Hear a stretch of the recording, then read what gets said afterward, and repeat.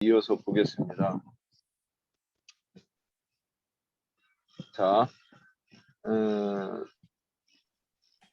4절, 베드로후서 1장 4절부터 11절까지 읽고 이어가겠습니다. 예. 자, 베드로후서 1장 4절부터 읽습니다. 이로써 그 보배롭고 지극히 큰 약속을 우리에게 주사 이 약속으로 말미암아 너희가 정욕 때문에 세상에서 썩어질 것을 피하여 신성한 성품에 참여하는 자가 되게 하려 하셨느니라. 그러므로 너희가 더욱 힘써 너희 믿음의 덕을, 덕의 지식을, 지식의 절제를, 절제의 인내를, 인내의 경건을, 경건의 형제 우애를, 형제 우애의 사랑을 더하라. 이런 것이 너희에게 있어 흡족한즉 너희로 우리 주 예수 그리스도를 알기에 게으르지 않고 열매 없는 자가 되지 않게 하려니와 이런 것이 없는 자는 맹인이라 멀리 보지 못하고 그의 옛 죄가 깨끗하게 된 것을 잊었느니라. 그러므로 형제들아 더욱 힘써 너희 부르심과 택하심을 굳게 하라. 너희가 이것을 행한즉 언제든지 실족하지 아니하리라. 이같이 하면 우리 주 곧 구주 예수 그리스도의 영원한 나라에 들어감을 넉넉히 너희에게 주시리라. 신성한 성품이 쭉 이렇게 나오는데 이런 것이 우리에게 흡족하게 있어야 된대요. 그러면 우리 주 예수 그리스도를 알기에 게으르지 않고 열매 없는 자가 되지 않게 한대요. 그래서 그리스도를 알기에 게으르지 않고 열매가 없으면 그런 자는 맹인이래요.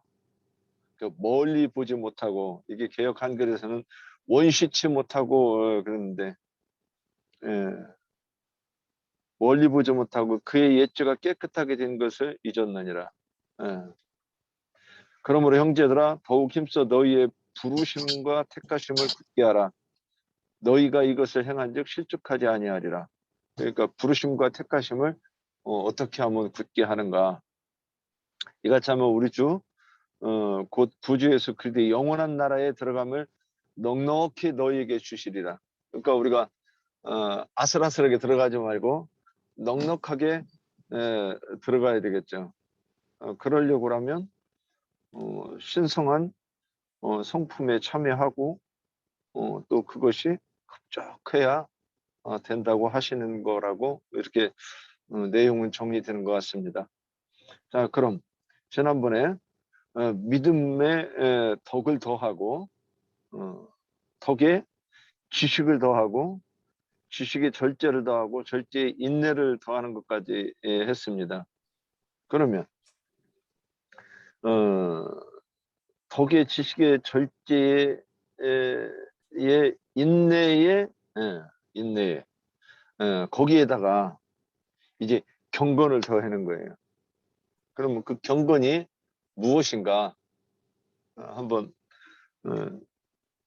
이제 기탄 없이 말씀해 주셨으면 좋겠습니다. 경건이 우리가 어떻게 설명하고 표현하며 또 그것을 영적으로 어떻게 적용할 것인가 이렇게 한번 보시죠.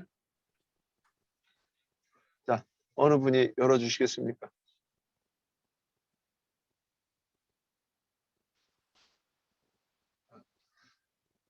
오늘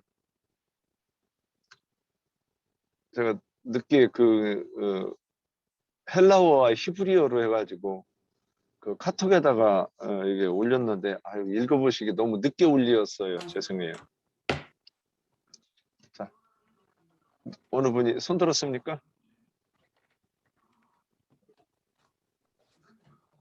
손 드신 분이 없어요.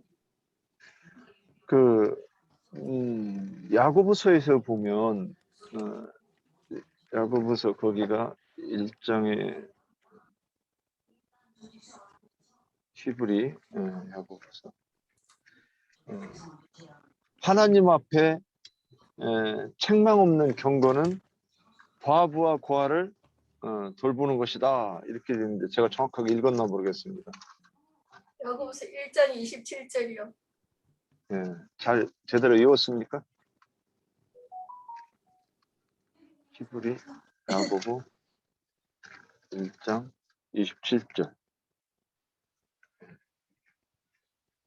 예, 하나님 아버지 앞에서 정결하고 더러움이 없는 경건은 곧 그와 과부를 그 환난 중에 돌보고 또 자기를 지켜 새 속에 물들지 아니하는 그것이니라.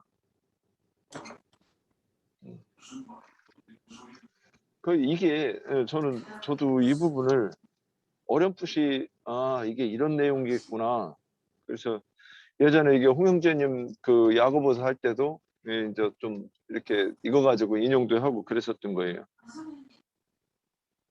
그러면 여기서 이 경건이 고아와 과부를 환난 중에 돌보고 자기를 지켜 새 속에서 물들지 아니하는 것이다 그랬는데, 그러면 여기서 고아와 과부, 고아원, 그래서 우리 이제 기독교계에서는 저도 옛날에 소원이 그거였습니다.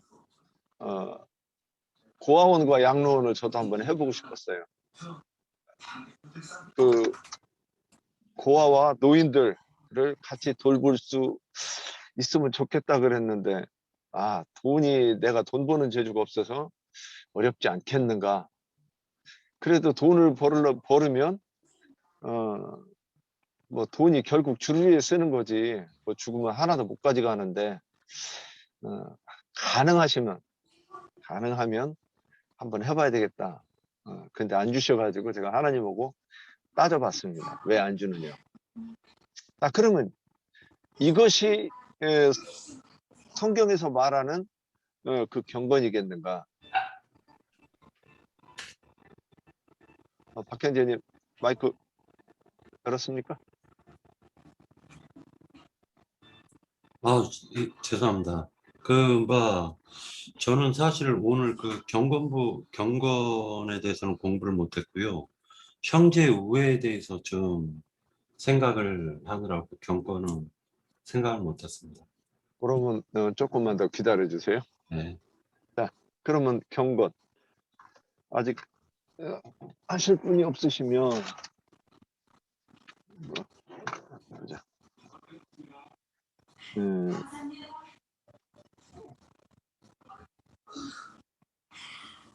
네, 니나 자매님 먼저. 예, 말씀하세요.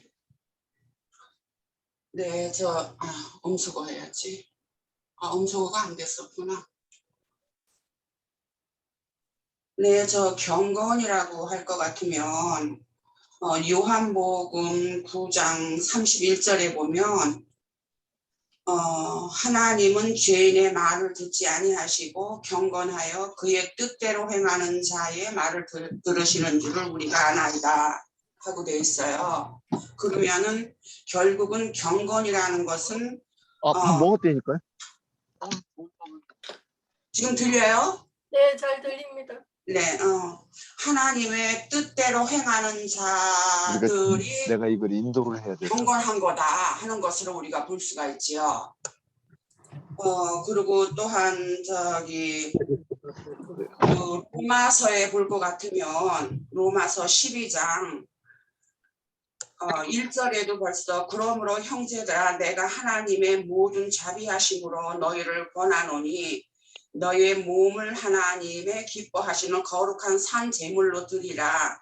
이는 너희가 드릴 영적 예배니라 했을 때 우리가 거룩하게 하나님께 드려지는 것이 또 경건이라고 볼 수가 있는 것 같아요. 그랬기 때문에 또 이렇게 쭉 또 찾아가다 보면 사실은 또 경건이라는 것은 자족하는 또 마음이 있어 갖고 우리가 현재 처해져 있는 어떠한 환경에서도 부를 원한다든가 아니면은 우리가 분수에 넘는 어떠한 저기를 원하지 아니하고 자족하는 마음으로 있을 것 같으면은 그것이 또한 경건을 이루는 데에 참 도움이 된다 하는 것으로도 또 볼 수가 있어요. 그랬기 때문에 또 디모데전서 4장 8절에는 경건은 범사에 유익하니 금생과 내생에 약속이 있느니라. 그래서 우리는 이를 위하여 수고하고 힘쓰는 것은 우리의 소망을 살아계신 하나님께 두매니 곧 믿는 자들의 구주시라 하는 것을 보면, 우리가 경건한 마음이 있을 것 같으면 범사에 유익하다고 했으면 그만큼 항상 낮은 마음으로 우리가 처해 있을 수 있지 않을까 하는 그러한 또 생각도 들고, 그렇게 함으로써 주님께 우리가 초점을 맞추고 있을 것 같으면 곧 그것이 내 생에서는 약속을 주님께서 약속하신 그러한 것을 우리가 받을 수가 있다는 그러한 소망이 생기는 거죠. 그랬기 때문에 그것이 우리가 소망을 가질 수 있고 또한 믿음 안에 거할 수 있다 하는 것으로 또 볼 수가 있어요. 또 그리고 또 한 군데를 볼 것 같으면 디모데전서 3장 15절에 하나님의 집에서 어떻게 행하여야 할지를 아는 것이 경건의 비밀이다 그렇게 말씀을 하셨어요. 그래서 이 집은 살아계신 하나님의 집이죠. 그리고 진리의 기둥과 터니라. 그래서 터라는 것은 결국은 그리스도의 터를 말하는 것이고, 또 진리의 기둥이라 하면은 지혜로운 건축자가 되어서 교회를 세우는 데에 세워지는 그러한 일꾼들을 말하겠지요.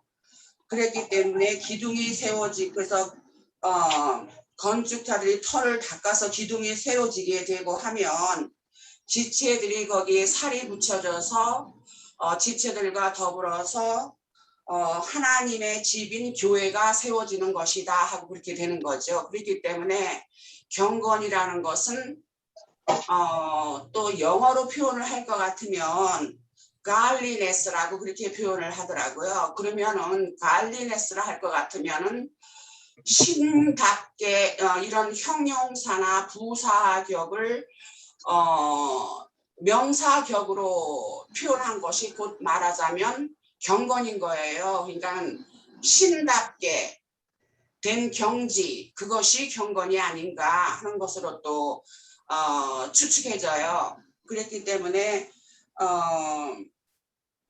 아까 조금 전에 말을 했던 것처럼 경건이라는 것은 교회를 세우는 데에 참 비밀일 수 있다.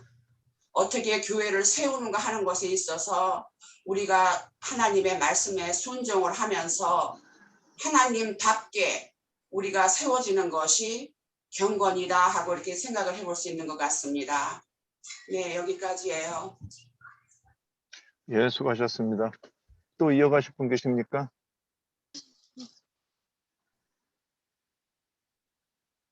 예, 이 경건이라고 하는 단어가 또 여러 개가 있어요. 근데 일단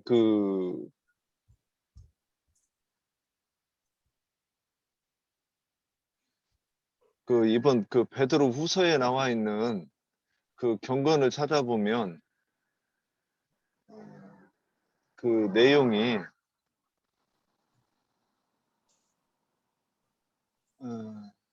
예, 유세베이아라고 하는 이 뜻인데 단어인데 그게 경건 그 다음에 신성 종교 이렇게 돼 있어요.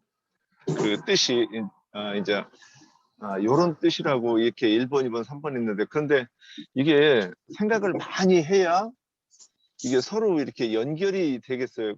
이게 서로 연결이 될 수 있겠다 이 생각이 들어요.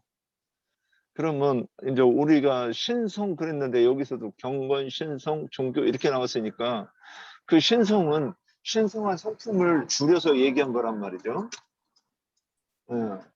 그러면 그 신성한 성품을 다른 말로 해가지고 또 경건이라고 표현할 수 있는 것 같아요.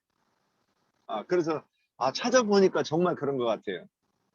그러면 이 3번의 종교는 뭐라고 되어 있는가? 근데 이 사람들이 이해하기를 이 종교를 가지면 사람이 좀 거룩해지고 좀 종교적이 되는 것을 얘기하지 않는가 생각이 들었어요. 저는 이거 이렇게 그냥 이것만 보고. 그래서 이 세 가지가 신앙생활하는 사람이 어떤 이루어야 되는 보여요. 예. 형제님 얼굴이 안 보여요. 제가 지금 저기 카톡에 해놓은 걸로 봐야 돼서 잠깐 그렇게 보고 있어요. 아, 예. 그러면 이제 성경을 보면 사도행전 3장 12절에 가면 한번 사도행전 3장 12절 가볼까요?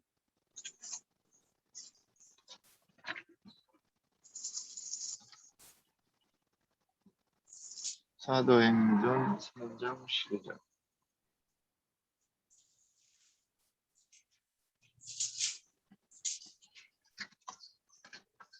저기 손 들고 얘기하는 동안 제가 말씀드리는 거니까 저기 하실 말씀 있으신 분들은 손 들으세요.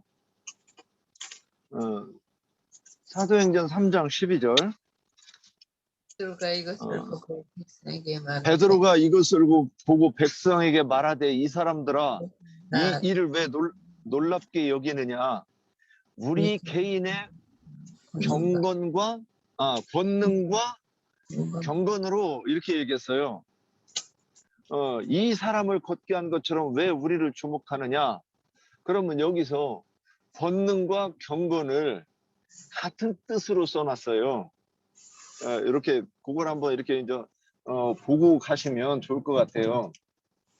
그러면 권능은 무엇인가 한번 좀 볼 필요가 있을 것 같아요. 권능과 경건인데 우리 지난번에 권능이 무언가 이렇게 한번 말씀 나눴는데 기억하시나 모르겠고요. 그러면 권세와 능력인데 이것이 이제 쉽게 얘기하면 오늘 베드로가 사람을 일으켰어요. 그러면 이 사람이 이게 여기서는 표상으로는 절름발이를 일으켰는데 그러면 실제로는 이게 영적으로 절름발이를 일으켜 세웠다는 것을 얘기하는 거잖아요. 그러면 사람을 고칠 수 있는 그러니까 힘과 능력을 가지고 그러면 어떤 사람의 말에 권세가 있다 그러면 그 사람의 말에 내 속사람을 고칠 수 있는 진리를 얘기하는 거죠. 네, 그걸 보고 권세라고 하는데 그것과 경건을 비슷하게 사용해 놨어요. 저는 그렇게 이해가 됐는데 다른 분도 그렇게 보이는지 모르겠습니다. 디모데전서 2장 2절로 한번 가볼게요. 니나 자매님도 비슷하게 말씀하신 것 같았어요. 제가 집중력이 없어가지고 낱말을 잘 오래 못 들어서. 디모데전서 2장 2절. 임금들과 높은 지위에 있는 모든 사람을 위하여 하라. 이는 우리가 모든 경건과 단정함으로 고요하고 평안한 생활을 하려 함이라. 그러면 우리가 경건과 단정함으로 고요하고 평안한 생활을 한다 그러면 지금 우리가 그 신앙생활을 말하는 것이고 신앙생활은 그러면 여기까지 이게 이제 이 부분을 이제 요렇게 이게 지금 우리가 신앙생활이 뭐냐 진리를 추구하는 거라고 저는 이렇게 봅니다. 아까 사도 베드로가 누군가를 고치는 것도 덕을 베풀어서 오늘 말씀을 이렇게 풀어보면 덕을 베풀었어요. 그러니까 자기가 있는 그 믿음에 자기가 믿는 믿음을 자기가 덕으로 베풀어서 은혜를 베풀어서 그래서 진리를 공급한 것을 얘기하는데 여기서 경건과 단정함으로 그것도 같이 썼다고 봅니다. 그리고 4장 7절에 가면 이제 여기서 조금 더 이제 한 번 더 나가는 거예요. 6절부터 보면 내가 이것으로 형제를 깨우치면 그리스도 예수의 좋은 일꾼이디요 믿음의 말씀과 내가 따르는 좋은 교훈으로 양육을 받으리라. 망령되고 허탄한 신화를 버리고 경건에 이르도록 내 자신을 연단하라. 이제 좀 더 나가는 거예요. 망령되고 허탄한 신화를 버리는 것이 이게 경건에 이르는 거라고 돼 있어요. 그럼 망령되고 허탄한 신화가 무엇인가? 그러면 우리가 족보에 창념하고 율법을 성경을 문자로 보고 하는 것을 뭐라고 얘기했느냐? 그래서 성경이 이 진리로 깨닫지 못하면 사실 이게 도덕책이고 신화죠. 창세기부터 있었던 그 모든 일들이 그래서 뱀은 아주 창세 시대에는 뱀이 걸어다니고 말을 했어요. 이렇게 되는 거죠. 그래서 조영규 목사가 뱀이 이렇게 다니자고 S자 표현을 썼었어요. 근데 우리는 그게 아니라는 걸 알지 않습니까? 이것이 경건에 이르는 것이래요. 그 다음에 6장 5절로 이렇게 가보면 마음이 부패하여지고 진리를 잃어버려. 그랬어요. 진리를 잃어버려. 여기서도 진리에 대해서 얘기하고 있어요. 진리를 잃어버려 경건을 이익의 방도로 생각하는 자들의 다툼이 일어나느니라 그랬어요. 그래서 마음이 부패해지고 진리를 잃어버리면 사실 경건이 있는 것인가 없는 것인가, 경건 또는 본능이 없는 거죠. 근데 그들은 있다고 생각하고 그 경건이 어떤 경건인가, 율법에 기초한 그 주문의 율법을 강론하고 강조하는 그거를 얘기하는 것이라고 보입니다. 네, 저기 그러면- 얼굴이 안 나오니까 어디서 끊어야 될지 모르겠는데요. 예, 얼굴 좀 비치고 하세요. 저기 애자 자매님이 손 드셨거든요. 예, 그럼 하세요. 아니 형제님 얼굴을 안 비치면 벽에다가 얘기하는 것 같아갖고.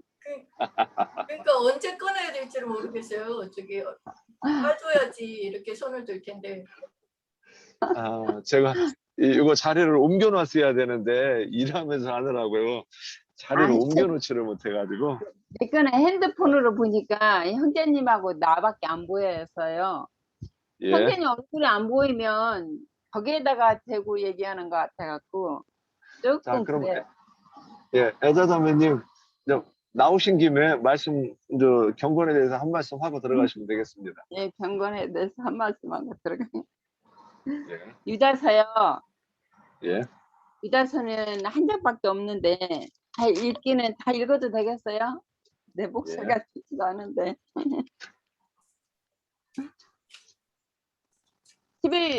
11절부터 읽을게요. 11절부터.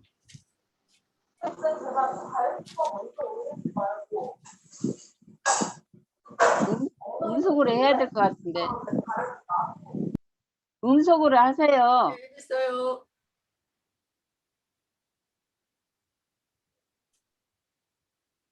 화 있을진적 이 사람이여 가인의 길을 행하였으며 싹을 위하여 발람의 어그러진 길로 몰려갔으며 고라의 폐역을 따라 멸망을 받았도다.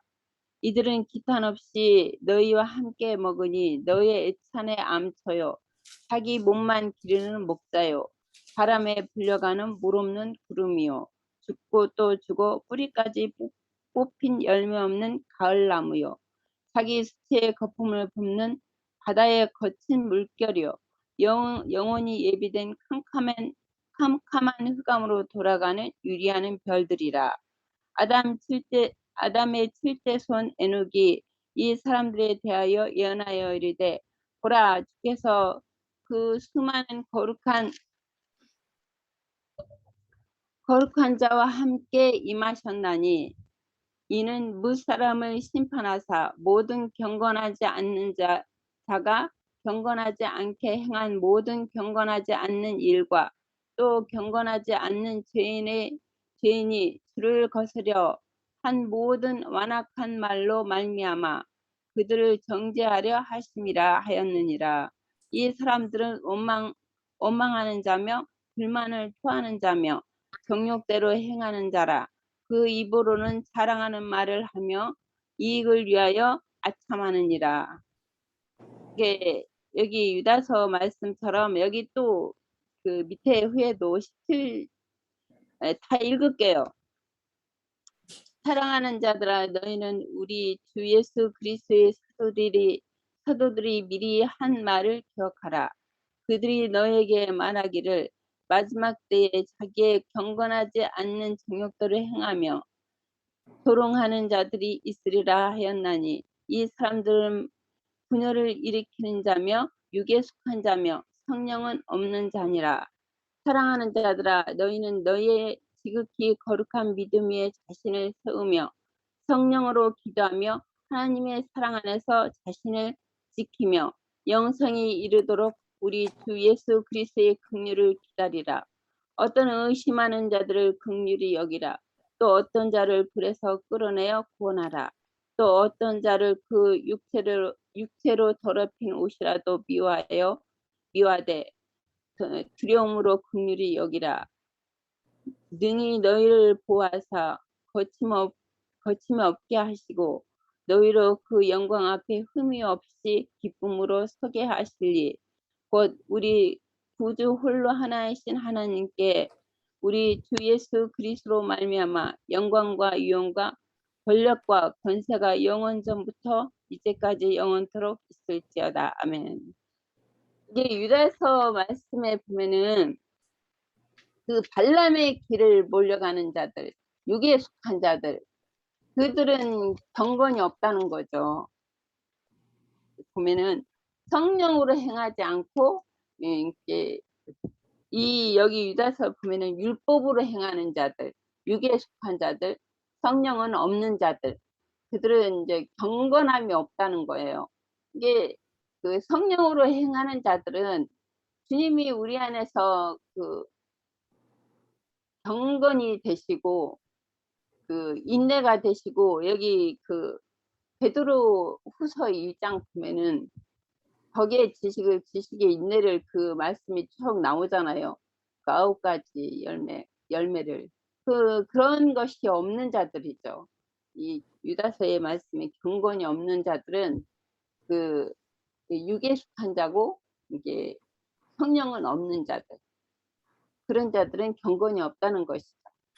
여기까지 할게요. 네, 저도. 네. 네, 저기 박형진. 원래 그 경건이라는 말이 공경한다라는 말로 이제 한문에서는 공경이라는 말로 나오고 있습니다. 예. 근데 그 베드로 후서에서 이렇게 차근히 보다 보면은 뭐라고 나오냐면은 이제 2장에서 넘어가다 보면 이런 말이 나옵니다. 2장에서 보면 카드로 할까? 예? 카드로 하는 게 좀 나을 것 같네요. 죄송해요. 2장에서 보면은 그들이 3절 1절서부터 읽겠습니다. 그러나 백성 가운데 또한 거짓 선지자들이 일어났나니 이와 같이 너희 중에도 거짓 선지자들이 있으리라. 그들은 멸망하게 할 이단을 가만히 끌어들여 자기들을 사신 주를 부인하고 임박한 멸망을 스스로 취하는 자들이라. 이렇게 말하고 있습니다. 경건하다의 그 반대적인 말이라는 것은 불의한 자 또는 불의한 자를 갖다 의미한다고 보면 될 것 같아요. 그래서 경건하지 못한 자라는 것은 하나님을 공경하지 않는 자들을 의미한다라고 보면 됩니다. 2절에서 보면 2장 2절에서 보면 여럿이 그들이 호색하는 것을 따르리니 이로 말미암아 진리의 도가 비방을 받을 것이요. 그들이 탐심으로 지어낸 말을 가지고 너희로 이득을 삼으니라고 기록하고 있으니까 경건하지 않는 자들이 어떠한 일을 하고 어떠한 행위를 한다라는 그 결과적인 부분을 얘기하는 것 같습니다. 즉 하나님을 공경하지 않는 자들이 하나님의 손이 무섭고 두렵다라는 걸 깨닫지 못한 자들을 갖다 지금 얘기하고 있는데 그들은 탐심으로 지어낸 말로 너희로 이득을 삼는다라고 얘기를 하고 있어요. 즉 하나님의 것을 자기 것으로 취해가지고 이득을 삼는 자들이 경건하지 않은 자들이다라고 볼 수가 있습니다. 그들의 심판은 옛적부터 지체하지 아니하며 그들의 멸망은 잠들지 아니하느니라. 하나님이 범죄한 천사들을 용서하지 아니하시고 지옥에 던져 어두운 구덩이에 두어 심판 때까지 지키게 하셨으며 라고 얘기하고 있습니다.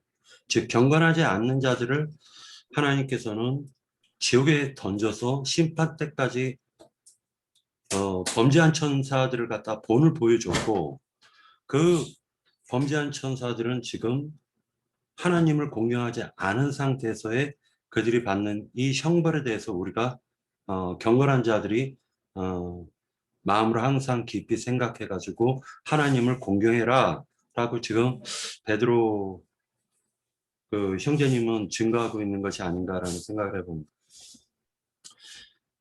옛 세상을 용서하지 아니하시고 오직 의를 전파하는 노아와 그 7 식구를 보존하시고 경건하지 아니한 자들의 세상에 홍수를 내리셨으며 라고 얘기하고 있습니다. 경건하지 아니한 자들의 세상에 홍수를 내리셨다 라고 얘기하고 있으니까 그때 당시에 노아의 8 식구 외에는 하나님을 공경하는 자들이 없었다라는 걸 우리가 알 수가 있습니다. 6절에 보면 소돔과 고모라 성을 멸망하기로 정하여 죄가 되게 하사 후세에 경건하지 아니한 자들에게 본을 삼으셨으며 라고 얘기하고 있으니까 하나님을 공경하지 않는 자들의 받을 그 형벌과 심판에 대해서 본을 보여주신 것을 또 증거를 해주고 있습니다. 그래서 경건에 대한 내용은 베드로 후서에서 지금 계속적으로 증거가 이렇게 나오는 것이 아닌가라는 생각을 해봅니다. 네, 여기까지 하고 마치겠습니다. 네, 예. 저도 준비가 안 돼서 행설술설할까 봐서 안 하려고 했는데 조금만 일단 경건의 근본은 하나님 앞에서의 삶이라 이렇게 저는 생각을 합니다. 그렇기 때문에 우리가 겉으로 보여지는 그 우리 경건 생활과 실제로 우리가 실제 뭐 교회 생활, 실제 우리 삶이 일치가 되도록 그렇게 노력을 하고 헌신해야 하는 그런 성품을 말하지 않나 이렇게 생각이 되어지고요. 그래서 그 경건에 대한 구체적인 내용을 디모데후서 3장 1절에서 5절을 보면 제가 읽을게요. 너는 이것을 알라. 말세에 고통하는 때가 이르러 사람들이 자기를 사랑하며 돈을 사랑하며 자랑하며 교만하며 비방하며 부모를 거역하며 감사하지 아니하며 거룩하지 아니하며 무정하며 원통함을 풀지 아니하며 모함하며 절제하지 못하며 사나우며 선한 것을 좋아하지 아니하며 배신하며 조급하며 자만하며 쾌락을 사랑하기를 하나님 사랑하는 것보다 더하며 경건의 모양은 있으나 경건의 능력은 부인하니 이 같은 자들에게서 네가 돌아서라 그랬어요. 이런 이렇게 쭉 뭐 자기를 사랑하고 돈을 사랑하고 뭐 그저 하나님 사랑하는 것보다 쾌락을 더 사랑하고 이런 것에서 돌아서라는 거죠. 경건한 자는. 그리고 아까 윤영재님이 잠깐 얘기했는데 저는 야고보서 1장 26절에서부터 27절을 한번 볼게요. 26절에서부터 보면 누구든지 스스로 경건하다 생각하며 자기 혀를 제갈 물리지 아니하고 자기 마음을 속이면 이 사람의 경건은 헛것이라. 하나님 아버지 앞에서 정결하고 더러움이 없는 경건은 곧 고아와 가부를 그 환난 중에 돌보고 또 자기를 지켜 세속에 물들지 아니하는 그것이니라. 그랬어요. 경건은 첫 번째 자기 혀를 제갈 물려야 된대요. 그래서 이 자기 혀를 제갈 물리지 않는 이 혀를 제갈 물리지 않는 이 혀를 야고보서에 보면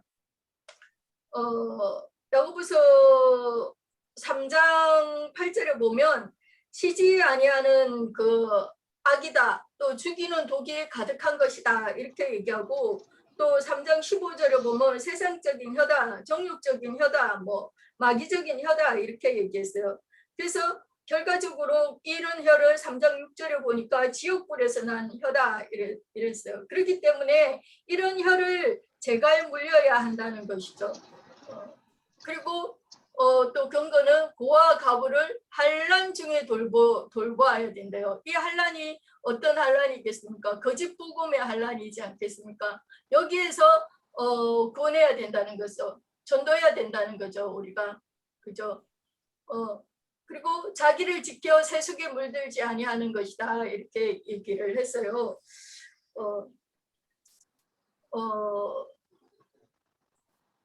고아 가부를 환난 중에 돌보는 것 하니까 예, 그게 그 말씀이랑 하면 맞는지 모르겠는데 마태복음 25장 31절 이후에 보면 뭐 내가 줄일 때 너희가 뭐 먹을 것을 주고 목마를 때 마시게 했고 이렇게 병들었을 때 돌보았고 이렇게 쭉 나오잖아요. 그래서 그렇게 고아 가부를 거짓 복음에서 전도해서 돌보라는 거죠. 그리고 우리 자기 자신도 세속에서 물들지 아니하게 하라는 것이 이것이 경건이다 이렇게 저는 잠깐 생각나는 것만 이렇게 말씀을 드렸습니다. 그러니까 기본은 근본적인 거는 하나님 앞에서의 우리의 삶이라는 거죠. 경건의 삶. 여기까지만 하겠습니다. 예, 수고하셨습니다. 예, 수고하셨습니다. 또 그리스도의 이어가실 분 계신 생명이 없으면 그리스도의 생명이 없으면 경건이 나올 수가 없어요. 경건이라는 것은 이게 그리스도의 그 유다서 말씀을 봤지만 그 발람의 길을 가는 자들이고 이는 가인의 길을 가는 자들이잖아요. 그들은 육에 속했기 때문에 경건의 능력, 경건의 저기는 없는 거예요. 이게 유다서 말씀을 봤지만 그들은 생명이 없는 자들이에요. 생명이 있는 그리스도의 생명이 있어야만이 경건이 나오는 것이지 그리스도의 생명이 없는 자들은 경건이 없습니다. 예. 그러면 우리가 이제 이 전에 교회 다닐 때는 이제 기독교 생활할 때 우리가 경건이 뭔지는 잘 모르지만 그래도 경건하게 살려고 했었잖아요. 그래서 그 대표적인 게 뭐냐면 술을 안 먹고 담배를 안 피고 하여튼 주색 잡기 안 한다 뭐 이런 거 그런 걸 우리가 경건이라고 생각을 했단 말이죠. 네, 세상에서는. 그런데 진짜 성경에서 얘기하면 항상 경건이 나오면 진리에 대한 얘기를 하고 있어요. 그래서 아까 저기 그 애자자매님 말씀 인용하신 그 유다서에서 보면 18절에 보면 뭐라고 되어 있느냐면 경건하지 않은 정욕대로 행하며 그래서 정욕과 경건을 이렇게 대비해서 딱 보여줘요. 그래서 경건하지 않은 정욕대로 행하고 그러니까 정욕대로 행하면 경건하지 않은 거고 경건하면 정욕대로 행하는 건데 이 정욕이 뭐냐는 거죠. 그러면서 뭐 우리가 육체의 것을 추구하는 것을 정욕이라고 했고 그러면 이제 이게 어떻게 되는 거예요? 19절에 보면 이 사람들은 분열을 일으키자며 육에 속한 자며 성령이 없는 자 아니라 이렇게 돼 있어요. 그래서 경건하면 경건하다고 하는 것은 성령이 임하신 자. 그래서 진리가 있어서 과부와 고아를 먹이고 입힐 수 있는 자다. 이렇게 보이고, 또 유다서에서도 아까 박형제님 말씀 인용하실 때 거기에서 2절에 보면 여럿이 그들의 호색하는 것을 따르리니 이로 말미암아 진리의 도가 비방을 받는다, 이렇게 돼 있어요. 그래서 또 그들이 탐심으로써 지어낸 말을 가지고 너희를 이득을 삼는다. 그러면 호색하는 것이 뭐냐? 우리를 이득으로 삼아서 자기 것을 삼으려고 하는 것을 하는데, 이것을 어떻게 하느냐? 지어낸 말로 이렇게 한다고 이래 보여요. 그래서 경건이라고 하는 것은 하나님 앞에 책망 없는 경건은 과부와 고아를 돌아봐야죠. 그 환란에서, 그 환란이 이 기갈, 그러니까 기근으로 인한, 그러니까 먹을 것이 없고 마실 것이 없는 그 환란을 얘기하는 것이라고 보이고, 또 과부와 고아를, 그런 과부와 고아를 먹이고 입혀서 돌본다고 하는 그 환란에서 구하는 것이라고 이렇게 얘기하는 거지. 그래서 경건이 결국 성령이 임한 자고 진리로 공급할 수 있는 것을 경건이라고 얘기했구나. 또 그것이 책망이 없는 경건, 그래서 뭔가 좀 부족하지 않은 것이 경건이라고 얘기하는 것 아닐까. 하여튼 저는 이렇게 보았습니다. 또 더 이어가실, 더 보충해 주실 분 계십니까? 네, 순희 자매님. 거기 유다서 반대로 디모데의 전후서에 경건이라는 말씀이 많이 나오는데 거기 6장 아까 11절은 안 읽었어요, 형제님이 거기. 근데 이제 그 11절서부터 오직 너 하나님의 사람아 이것들을 피하고 의와 경건과 믿음과 사랑과 인내와 온유를 따르며 믿음의 선한 싸움을 싸우라, 영생을 취하라, 이렇게 말씀하셨는데 오직 너 하나님의 사람아 이것들을 피하고는 거기 6절서부터 그 10절까지의 그 내용이 나와 있어요. 그러나 자족하는 마음이 있으면 경건은 큰 이익이 되느니라. 우리가 세상에 아무것도 가지고 온 것이 없으니 또한 아무것도 가지고 가지 못하리니 우리가 먹을 것과 입을 것이 있는즉 족한 줄로 알 것이요 부하려 하는 자들은 시험과 올무와 여러 가지 어리석고 해로운 욕심에 떨어지나니 곧 사람으로 파멸과 멸망에 빠지게 하는 것이라. 돈을 사랑함이 일만하게 뿌리가 되나니 이것을 탐내는 자들은 미혹을 받아 믿음에서 떠나 많은 근심으로써 자기를 찔렀도다, 이렇게 설명을 하고 나서 오직 너 하나님의 사람아, 하나님의 사람은 이런 것들을 피하고 의와 경건과 믿음과 사랑과 인내와 온유를 따르라고 하셨는데 베드로후서 아까 우리가 지지난 주서부터 교통하고 있는 내용이 여기 그대로 나와 있잖아요. 인내, 경건, 온유, 절제 이런 것들이. 그래서 우리가 아까 그 형제님도 읽었지만 자기를 지켜 세속에 물들지 않는 것이 참 경건이라고 하셨는데 경건은 그리스도가 우리 안에서 통치하고 사실 때만이 경건한 모습으로 나타나지 않을까. 그러고 보면 고아와 과부와 나그네를 그 환난 중에 돌보는 것은 교회 생활을 할 때 그런 생활을 할 수 있는 것이지. 세상 사람들이 이제 지금 믿는다고는 하면서 경건하게 한다고 옛날 저도 이제 세속 교회에 있을 때 해봤지만 엿새 동안은 제 마음대로 살다가 일요일 날 되면 옷 깨끗이 깨끗한 좋은 걸 입고 목욕하고 새벽서부터 그렇게 하고 하면 경건한 사람이라고 또 경건의 모양을 그렇게 드러내려고 했었는데 지금도 그런 것 같아요. 그래서 뭐 신발도 뭐 좋은 거 신고 와라. 하나님 만날 때는 뭐 옷도 깨끗한 거 입고 와라. 뭐 돈도 뭐 최고 좋은 걸로 뭐 다리미질을 해서 뭐 이렇게 가져와라. 이렇게 하기 때문에 허상을 거기는 그렇게 쫓고 있잖아요. 참된 것이 없이. 그래서 아까 그 유다서와 디모데 이 전서 6장이 대비되고 있는 것 같아요. 그래서 참으로 우리가 참 그리스도 교회 생활을 할 때는 어떤 것이 참 경건인지를 깨달아가면서 알 수 있을 것 같아요. 세속교회하고 비교해 보면. 여기까지요. 예, 고맙습니다. 자, 또 더 보충하실 분 계십니까? 네.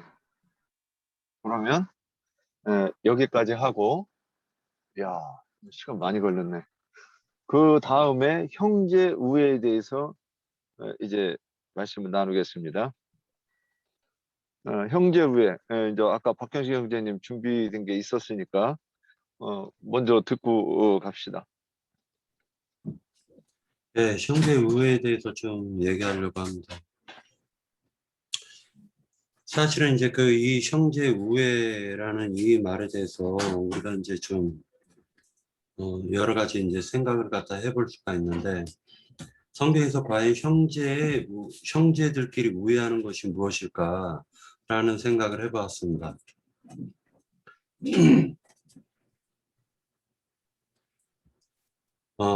신명기 25장 7절을 한번 보도록 하겠습니다. 신명기 25장 7절.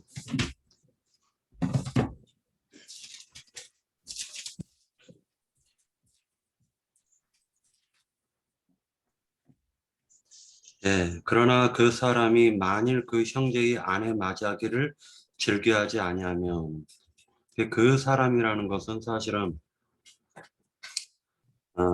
남편의 형제를 얘기하고 있습니다. 즉 어떤 한 여자가 결혼을 했는데 그 대를 잇지 못하고 형제가 죽어요. 즉 형이 죽어요. 그러면은 그 기업을 갖다가 생명을 이어주는 게 바로 그 형제가 해줘야 될 의무라고 저는 이 성경에서는 얘기하고 있습니다. 그래서 5절에 보면 형제들이 함께 사는데 그중 하나가 죽고 아들이 없거든 그 죽은 자의 아내는 나가서 타인에게 시집가지 말 것이요 그의 남편의 형제가 그에게로 들어가서 그를 맞이하여 아내로 삼아 그의 남편의 형제된 의무를 그에게 다 행할 것이요. 결과적으로는 하나님께서는 그 생명의 그 계보, 즉 대를 갖다 이어주는 이것이 바로 형제 우애가 아닐까라는 생각을 해보았습니다. 6절. 그 여인이 낳은 첫 아들이 그 죽은 형제의 이름을 잊게 하여 그 이름이 이스라엘 중에서 끊어지지 않게 할 것이니라. 이스라엘 중에서 끊어진다라는 것은 생명책에서 자기의 이름이 지워진다라는 것이기 때문에 영원한 형벌을 받는 것과 같은 것이죠. 그러니까 영원히 구원받을 수 없는 상태가 되는 것을 의미하기 때문에 결과적으로 형제 우애라는 것은 형제 즉 생명의 계보를 이어주는 것이 형제 우애가 아닐까라는 생각을 해봅니다. 7절. 그러나 그 사람이 만일 그 형제의 아내 맞이하기를 즐겨하지 아니하면 그 형제의 아내는 그 성문으로 장로들에게로 나아가서 말하기를 내 남편의 형제가 그 형제의 이름을 이스라엘 중에 잊기를 싫어하여 남편의 형제된 의무를 내게 행하지 아니하나이다 할 것이요 라고 얘기하니까 남편의 형제된 의무라는 게 율법에 정해져 있다라는 것입니다. 그 형제, 그 성읍 장로들은 그를 불러다가 말할 것이며 그가 이미 정한 뜻대로 말하기를 내가 그 여자 맞이하기를 즐겨하지 아니하노라 하면 그 형제의 아내가 장로들 앞에서 그에게 나아가서 그의 발에서 신을 벗기고 그의 얼굴에 침을 뱉으며 이르기를 그 형제의 집을 세우기를 즐겨하지 아니하는 자에게는 이같이 할 것이니라 하고 이스라엘 중에서 그의 이름을 신벗김 받은 자의 집이라 부를 것이니라 라고 기록되어 있습니다.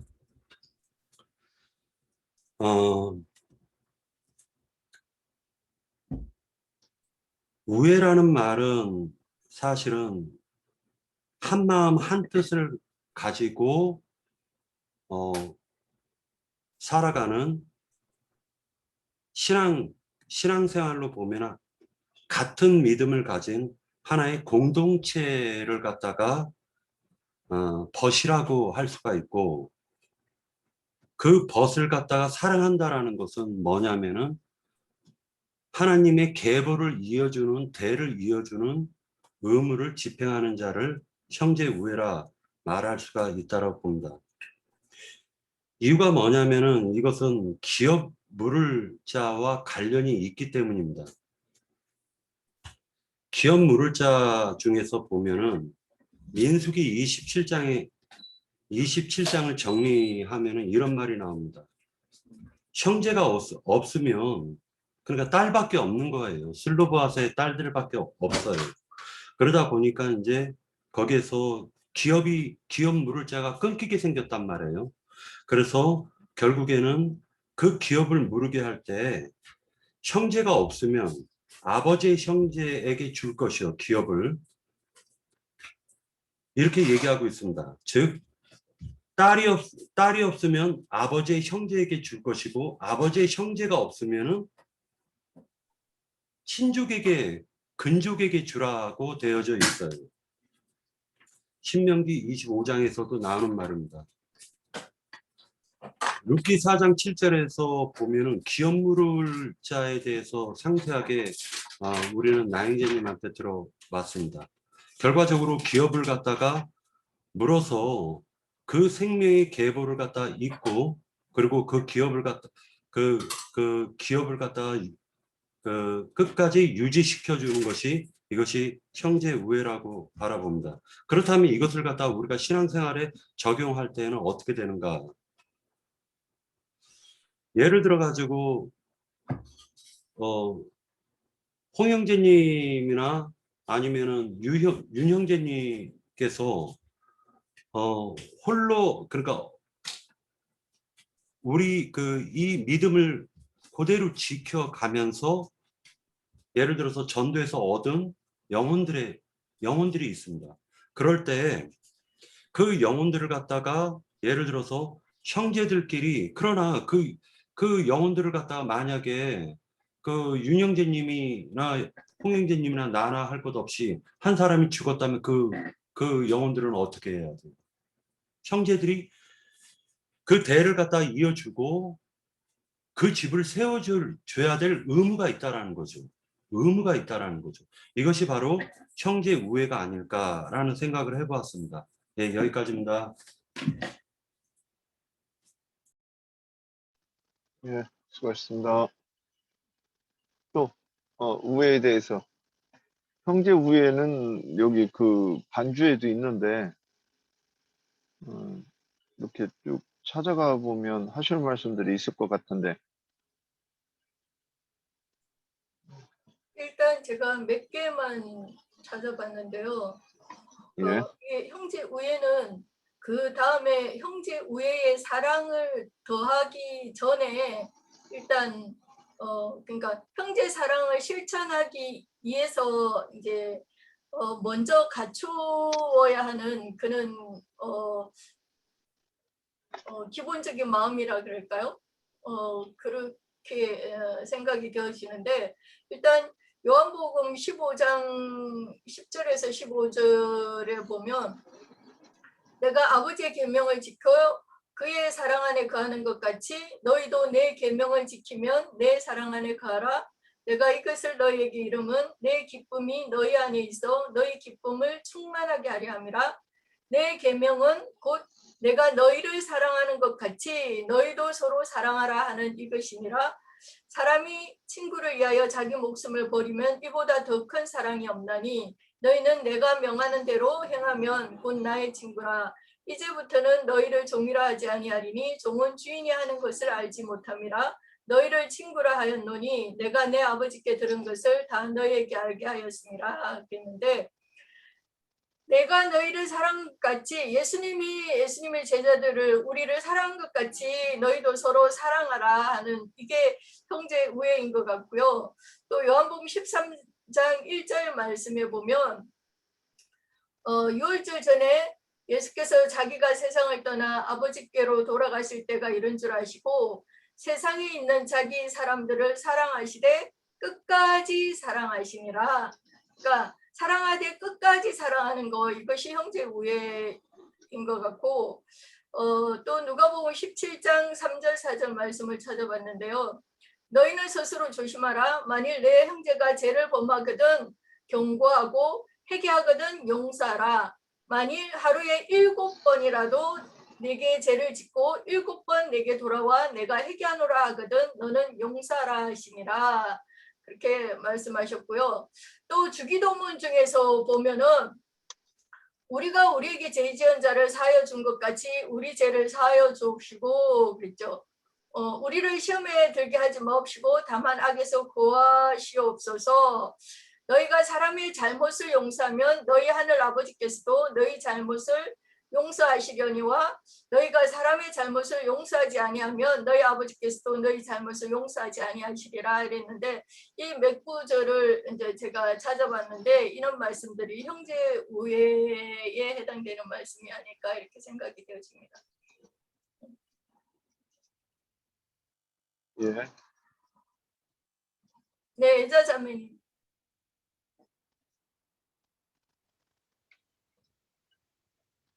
예, 형제 우애에 대해서 저도 찾아봤는데요.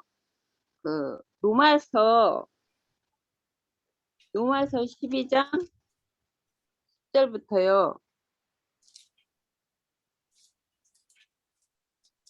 형제 사랑하기를 서로 우애하고 존경하기를 서로 먼저 하며 부지런하여 게으르지 말고 열심을 품고 주를 섬기라.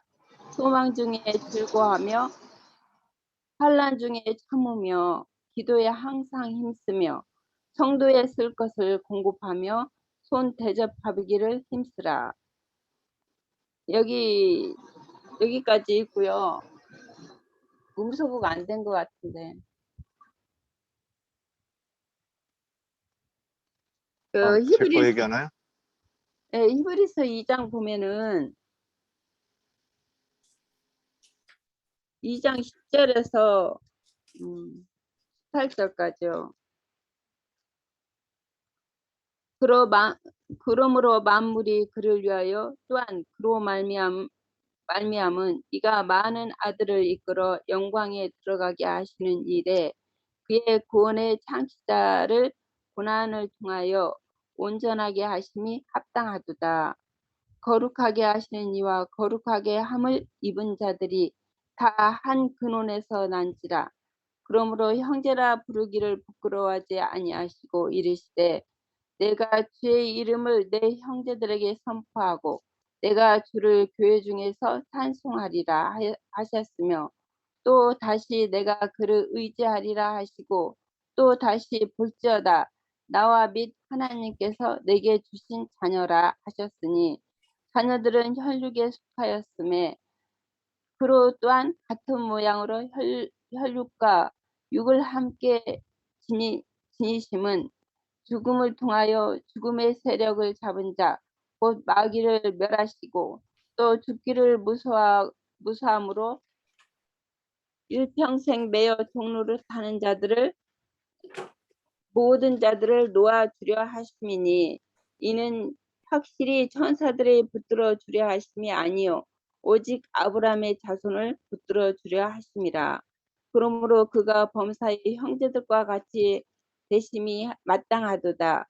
이는 하나님이 일에 자비하고 신실한 대제사장이 되어 백성의 죄를 속량하려 하심이라. 그가 시험을 받아 고난을 당하셨은즉 시험 받는 자들을 능히 도우실 수 있느니라. 여기까지요.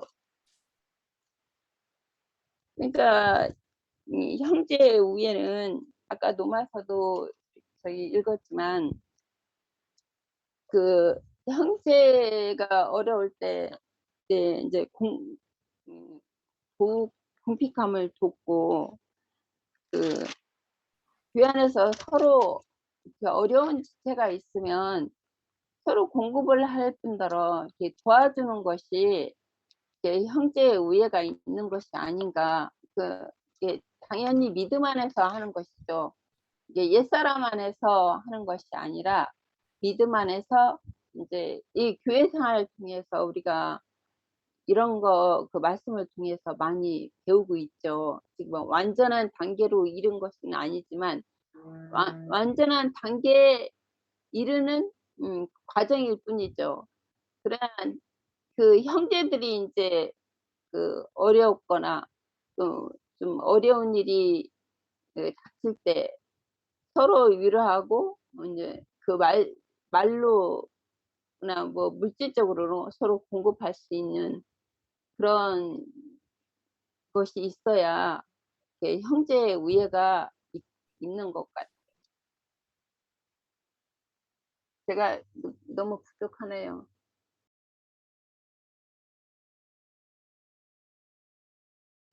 네, 수고하셨고 또 이어가실 분 계십니까? 그 손 드실 때까지 네, 제가 니나 자매님이요. 예. 음수고 해제하시고.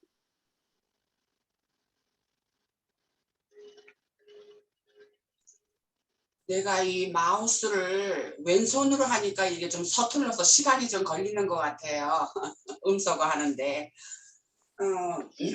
여기에 경건의 형제 우애를 더하는 것으로 이제 말씀이 나왔는데 아까 우리가 경건을 여러 모양으로 우리가 서로 얘기를 했어요. 이 경건이라는 것이 결국은 하나님처럼 되어진 우리의 어떤 상태가 아닐까. 말하자면 여기 말씀에서 본 것처럼 믿음과 덕과 지식과 절제와 인내와 그런 것이 다 갖추어졌을 때 경건이 나올 수 있는 것인 거고, 또 그런 것이 경건이 거기에 또 도해졌을 때 형제 우애가 나올 수 있다, 그렇게 생각이 되져요.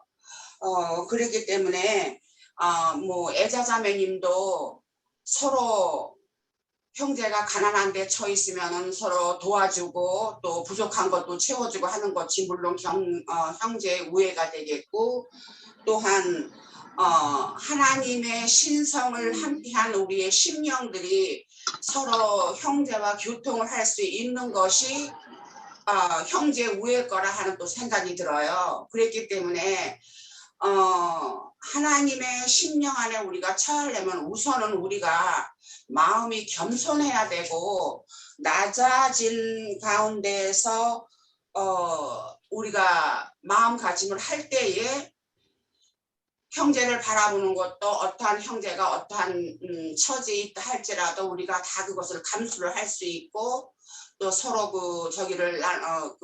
형제 간의 그 사랑을 나눌 수 있는 것이 아닌가 하는 또 생각이 들어져요. 그랬기 때문에도 그 로마서 12장 16장에도 서로 마음을 같이 하며 높은 데에 마음을 두지 말고 도리어 낮은 데 처하며 스스로 지혜 있는 채 하지 말라 하는 그 말씀을 하셨어요. 그래서 우리가 신성에 참여를 한다는 것은 우리가 그 위의 말씀들을 다 이렇게 서로 교통하고 한 것과 더불어서 거기에 형제 우애가 더해지는 것이다 하는 것을 말씀을 드리고 싶어요. 여기까지 할게요. 예, 수고하셨습니다. 또 이어가실 분 계십니까? 조금만 보충하고 끝내겠습니다. 황영재 먼저. 네, 황영재님 손 들었네요. 네. 네, 황영재님 먼저 하시래요. 안녕하세요. 형제 의원을 하니까 이렇게 수치는 들도 있어가지고요. 마이크에 좀 가깝게 해야 될 것 같아.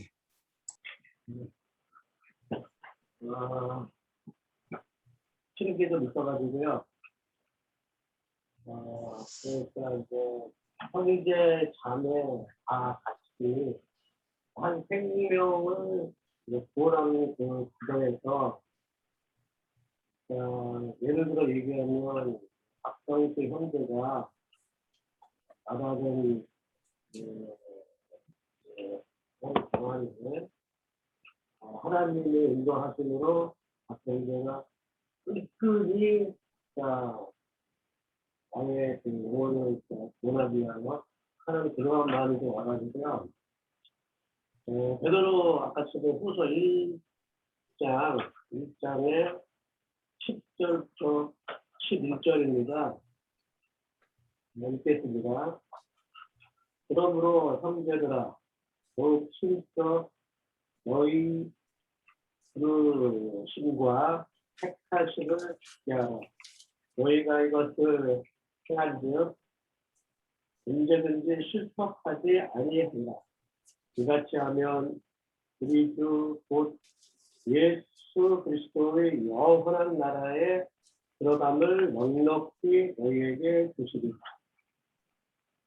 형제 우애라는 것은 참 교회 안에서 우리 그리스도 이기 됐기 때문에 한 영혼을 구원했을 적에 어떤 끝까지 구원할 수 있게 지켜주는 거죠. 실질적으로 투어 먹은 교회 안에 목사들은 이제 이번에 내가 느껴봤는데 구원하기가 너무나 힘들더라고요. 하지만 한번 그 밑에 있는 그 영혼들 있지 않습니까? 그 영혼을 전도했을 적에 그 영혼을 위하여 하나님의 인도하심으로 끝까지 구원을 할 수 있게 말씀을 전도하고 하나님을 알리는 겁니다. 그래서 그 영혼을 구원받을 수 있게 인도하는 거죠. 마찬가지로 제가 이제 어머니도 하나의 형제이기 때문에 무도리도 이렇게 한 5년간 시간을 흘렀지만 어쨌든 끝까지 놓지 않고 형제 자녀의 영혼을 위하여 계속 말씀을 흘리듯이 하나님을 알리다 보면 하나님의 인도하심으로 이렇게 구원을 받는 그런 과정이 형제 이해가 아닌가. 여기까지.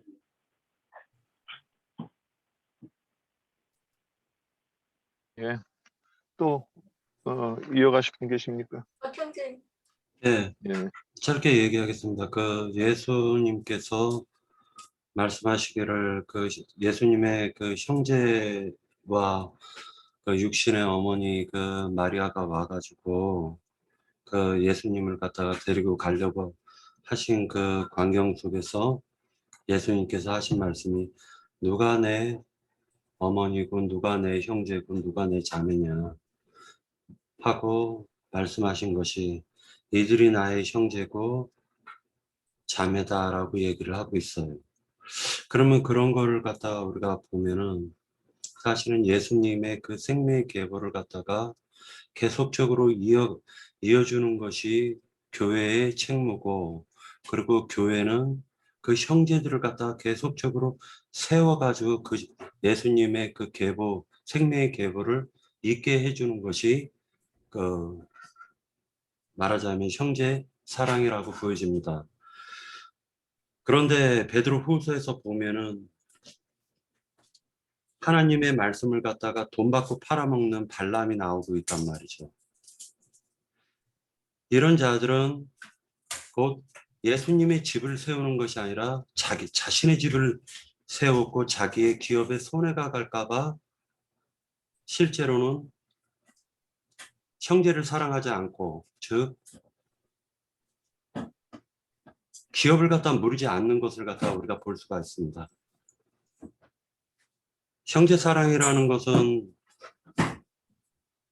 최대한대로 진리의 말씀, 하나님 예수 그리스도의 그 생명의 복음을 증거함으로 말미암아 그 계보를 갖다 이어주는 것이, 자신을 사랑하는 것보다 그 계보를 이어줄 자를 세워주는 것이, 그것이 오히려 형제 사랑이라고 생각하고 있습니다. 네.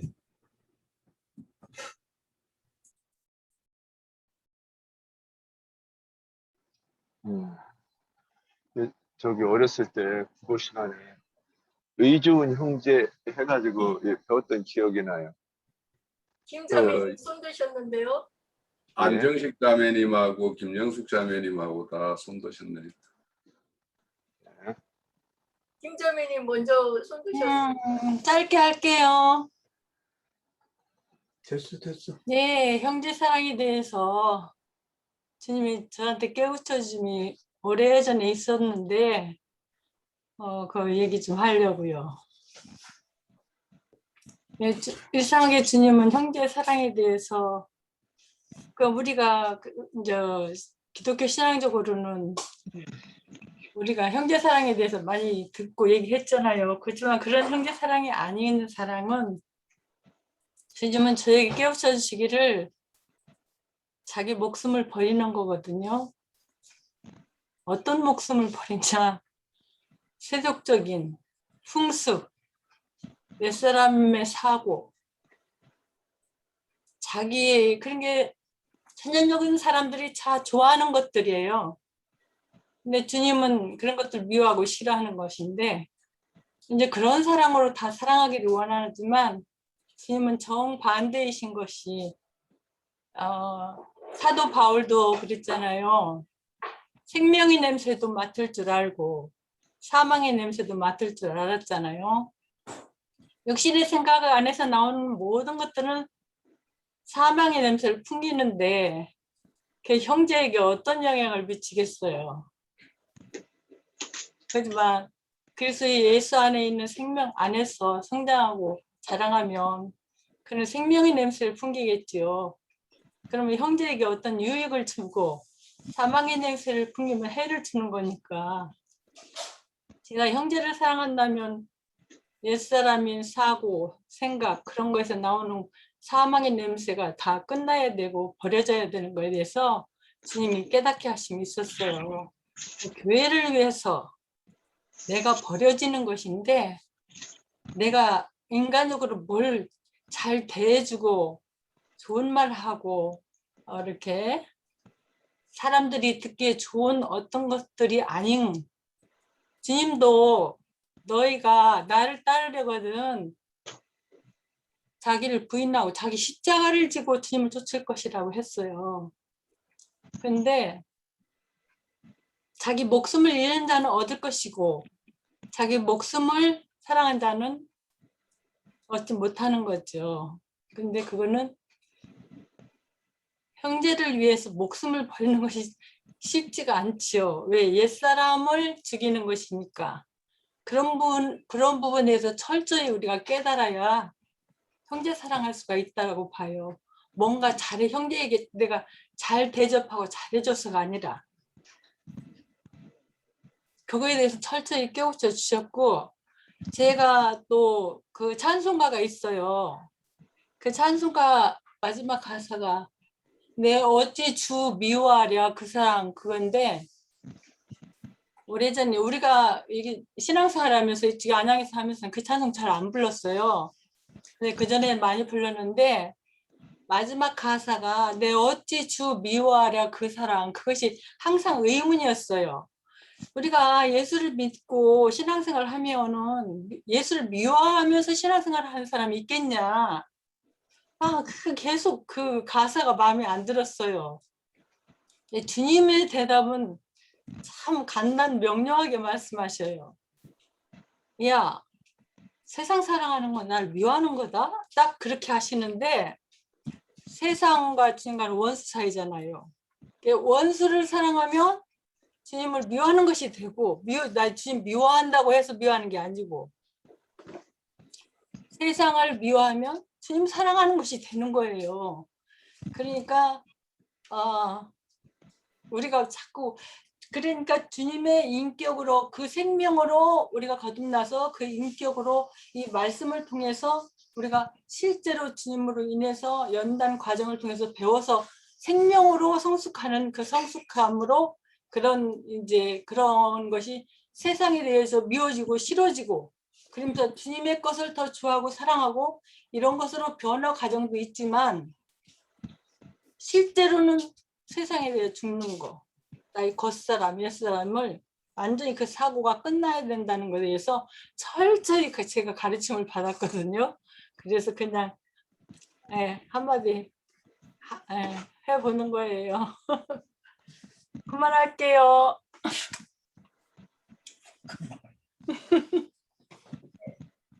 네, 앉아. 예, 수고하셨습니다. 또 이어가 주시고.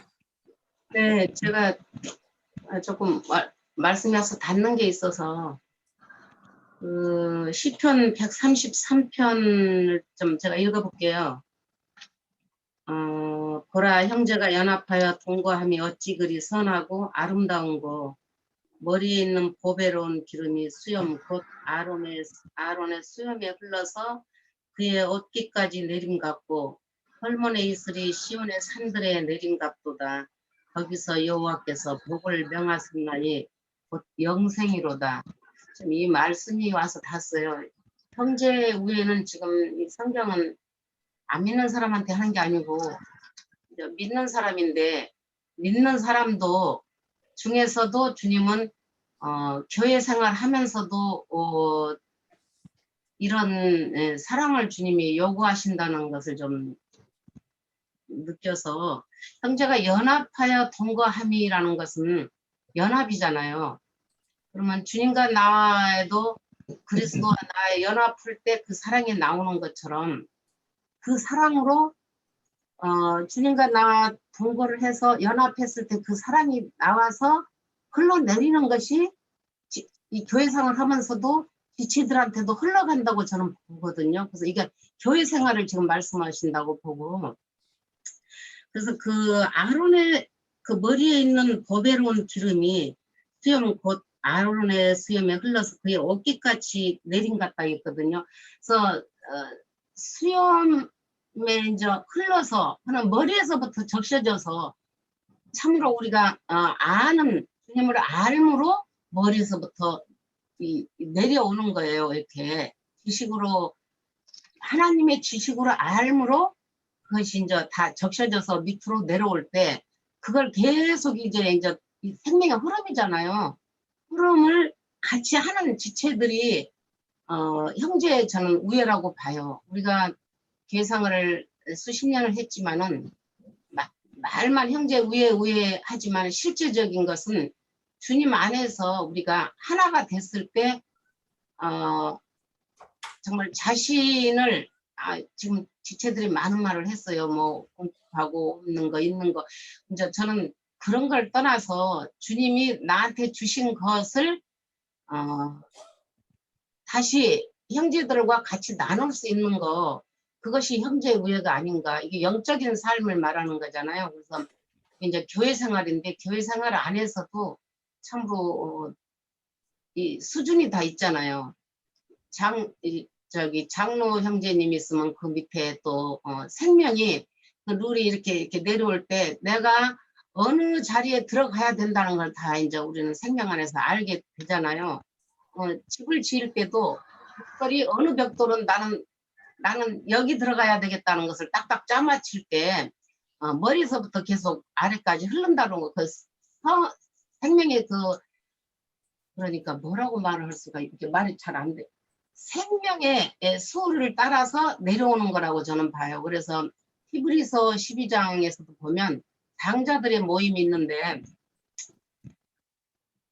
그 형제들의 우애라는 건 단 정말 간단하게 말할 수 있는 것이 저는 아니라고 봐요. 이건 생명의 세계이기 때문에.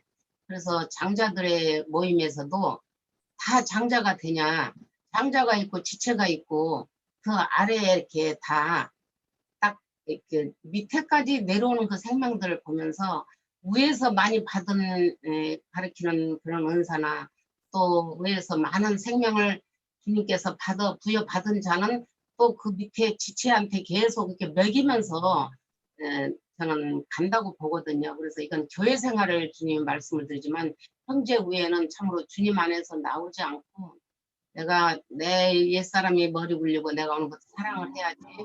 이 지체 어제는 미워했는데 내 마음을 다 잡아서 사랑해야지. 그건 옛사람이고 그게 사흘도 못 가요. 저도 그런 거 많이 해봤어요. 사흘 가기 전에 또 부하가 올라오는 일이 있으면 그 미움이 또 더해질 수가 있어요. 그러나 주님의 사랑은 정말 시편 133편에서 보듯이 머리에서 흘러서 수염에 흘러서 아론의 어깨까지 적셔졌다는 것은 전체가 주님의 생명으로 다 우리가 적셔질 때 그 생명으로 사랑이 나와서 형제의 우애가 된다고 저는 보거든요. 그래서 그 구약에서도 보면 아브라함이 노덱에 그렇게 내가 우하면 나는 자하겠다고 하셨던 그 말씀도 생각나요. 그때는 아브라함이 되기 전 아브라함이지만은 자기 조카를 어쨌든 육신적으로 사랑했다고 봐요. 저는 그것도 형제의 우애인데 결국은 그래서 같이 가지를 못했지만은 그 육신적인 사랑은 결국 가지를 못한다는 걸 봐요. 한면으로는. 그러나 133편하고 저기 히브리서 12장에 보면 장자들의 교회는 영원히 가는 거잖아요. 주님은 그걸 원한다고 봐요. 형제들이 우애라는 것은 형제들이 연합해서 주님의 말씀과 주님의 찬양과 그런 걸 드릴 때 시온산까지 갈 때까지 형제들이 정말 우애가 좋아서 생명으로 우애가 돼서 연합하는 그런 교회 생활이 아닌가 싶어서 조금 없이 말씀드렸어요. 여기까지 할게요. 네, 수고하셨습니다. 그러면 제가 조금만 시간 좀 쓸게요. 저는 이 형제 우애에 대해서 할 때, 어렸을 때 그 국어 시간에 의 좋은 형제에 대해서 그게 딱 떠올라요. 이제 우애를 우리가 한번 어떻게 이해를 할까 해서 이제 생각하다 보니까 그 생각이 떠올라요. 두 형제가 농사를 지어가지고 이제 이 추수를 해서 이제 벼를 베가지고 노젓가리를 이렇게 쌓아놓고서는 이제 서로 이제 안타까운 거예요. 형님한테는 아이도 많고 그런데 좀 부족하지 않을까. 이게 이제 이 형제에 대한 이 애끓는 마음이에요. 저도 이제 동생하고 이렇게 의가 안 맞아가지고 그러면 네 하고 싶은 대로 하고 네가 내 말대로 안 하려고 뭐 너 좋은 대로 하고 이렇게 이제 팽개쳐요. 근데 조금 있다가 석진이가 일이 없어서 놀고 있대. 그러면 막 애가 끓는 거예요. 애간장이 끓어. 그래서 결국에는 어때? 석진아, 내가 너 내 맘대로 하려고 해서 미안해. 내가 잘못했어. 이제 내가 내 맘대로 안 할게. 그러니까 이거 돈 되는 것 좀 해줘. 그럼 동생은 자존심이 상해가지고 돈 되는 거 있어도 형 일을 안 한다. 이렇게 하고 이제 하니까 할 수 없이 내가 잘못했어. 미안해. 그러고 이제 그 일을 시키는 거예요. 근데 이제 동생은 그러다가 조금 이제 형편이 좋아지면 자꾸 따져요. 그러면 저는 이제 또 꼴 보기 싫어서 이렇게 있잖아요. 근데 이게 이제 의 좋은 형제를 다시 가보면 그러면 그 밤에 형제들이 그러니까 자기가 1년 동안 농사한 거를 지금 소유를 가지고 얘기하는 거예요. 이거를 이제 진리라고 우리가 본다고 하면 서로가 이제 수고해서 진리를 소유하게 됐어요. 열심히 내가 이제 주님 앞에 기도하고 묵상하고 해가지고 진리를 추구해서 딱 소유한 게 있는데 형제를 돌아보는 거예요. 그래서 밤새도록 서로 이쪽으로 날려고 저는 이쪽으로 날려고 해가지고 밤새도록 그러다가 뭐 해가 뜨고 이제 보니까 형제가 서로 얼굴을 알아보고 뭐 이렇게 이제 참 좋게 끝내요. 근데 여기서 우애가 이런 것 아니겠는가? 형제를 염려하고 그 아끼는 정을 가지고 돌아보는 거란 말이죠. 그러면 이게 아까 경건하고도 또 이렇게 연결이 되는 거라고 이렇게 계속해서 점진적으로 어저께 우리 홍영진님 그 얘기도 지난번에 하신 것 같은데 점진적으로 성장하면서 나타나는 어떤 이 행위 같아요. 신앙생활 같아요. 그러면 우리가 그 아까 이 경건에 대해서 얘기했는데 과부와 고아로 돌아보는데 우애는 거기에서 그걸 할 때 어떻게 하느냐, 존경해가면서 그 우애의 마음과 존경으로 이걸 하는다고 보는 거예요. 근데 그거를 어떻게 하느냐, 로마서 12장 10절에서는 이제 서로 우애하고 존경하라고 그랬고, 로마서 12장 16절에서는 지혜 있는 채 이렇게 얘기했어요. 그래서 이제 장영재님께서 사람이 말을 하면 영으로 이게 느낀다. 내가 가르치려고 하는 영으로 하면 벌써 알아보고 마음을 닫는다. 이렇게 말씀하시는 게 이게 오늘 이 말씀하고 연결되는 게 아닌가 싶어요.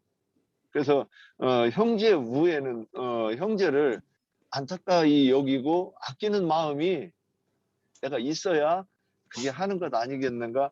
저는 이제 다른 부분들 다 이렇게 표현했으니까 이 부분만 이렇게 정리해보고 싶었어요.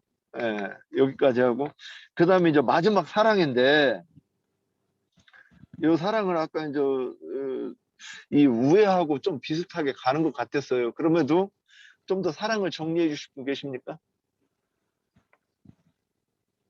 결국은 이 교회를 세우는 것이고 주님의 나라를 어떻게 이렇게 서로 이루어가느냐, 세워가느냐, 이 말씀이라고 이렇게 이제 쭉 이렇게 보니까 좀 지난주에 나영재님이 말씀하신 거를 좀 이해가 되겠어요. 자, 그러면 형제 사랑, 여기도 반주가 있어요.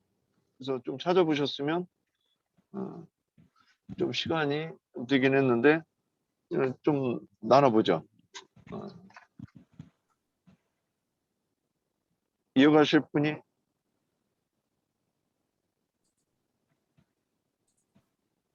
없습니까?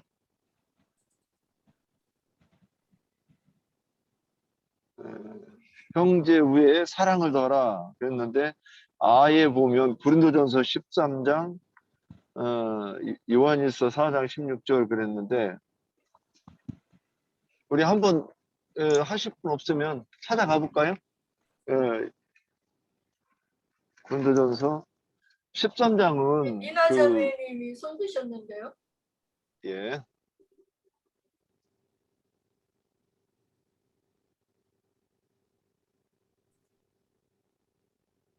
음소거 해제하셔야 돼요, 이나 자매님.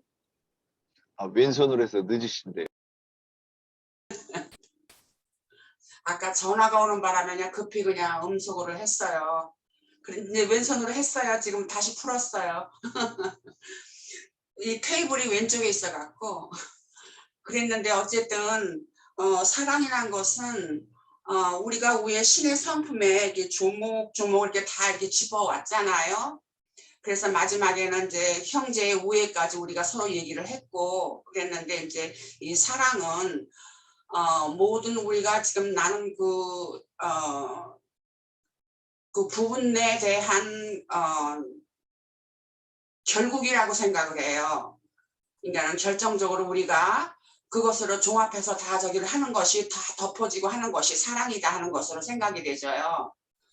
그래서 이 말씀에서 저는 어디를 저기를 했냐면 요한 1서 3장 14절에서 15절, 우리는 형제를 사랑함으로 사망에서 옮겨 생명으로 들어간 줄 알거니와 사랑하지 않는 자는 사망에 머물러 있느니라.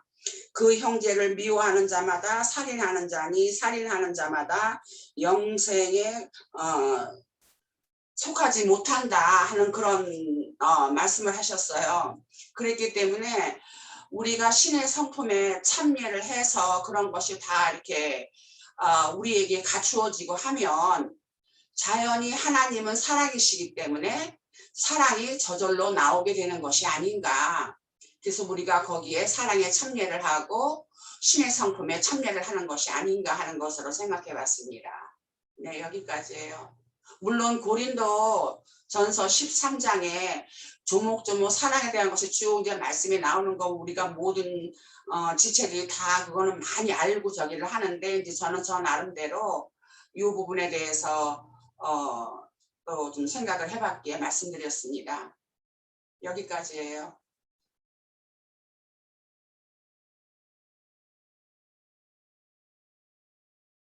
어디 들어가 버려. 예. 네? 제가 왜 이렇게 조용해요? 예. 이제 그러면 이 관주로 보면 고린도전서가 나오는데 이렇게 찾아가니까 좀 저기에서 저는 이제 그리스어로 한번 찾아봤어요. 그 26번인데 거기에서 나오는 그 말씀이 마태복음 24장 12절이 나와요. 마태복음 24장 12절에 무슨 말씀이냐면 불법이 성함으로 많은 사람의 사랑이 식어지리라 이렇게 나와요. 사랑이 식어진다고? 그게 무슨 뜻이지? 예. 그래서 이제 또 한번 또 이어서 찾아가 봤어요. 누가복음 18장 8절로 가보니까 이 비슷한 말이에요.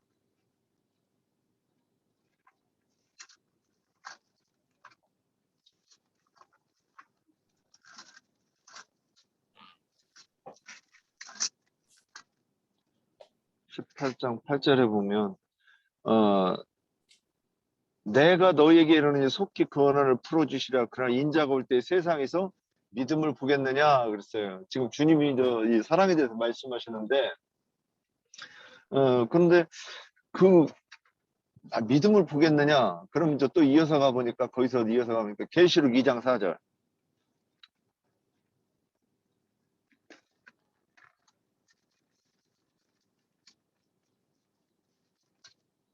계시록 2장 4절에 가면 이게 믿음을 지키는 것, 이기는 자에 대해서 이야기하는 거 있는 것 같아요.